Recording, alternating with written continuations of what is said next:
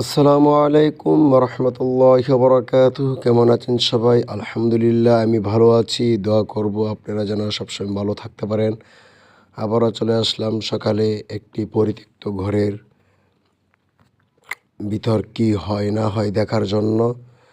অবশ্য রাত্রে এই ঘরে কেউ আসে না, এই জন্য সকালে চলে আসলাম ফজরের নামাজের পর আমি আমার বন্ধু আরেকজনকে নিয়ে। তো দেখা যাক কি বের হয় এই ঘর থেকে। খুব ভয়ানক একটি ঘর।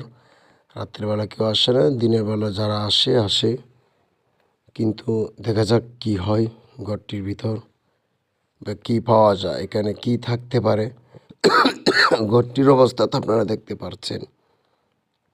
অবশ্য বলতেছিল যে এখানে কিছুদিন আগেও একজন লোক ভয় পেয়েছিল রাত্রে, এটাই বলা হচ্ছে। কিন্তু আসলে দেখা যাক কি হয়।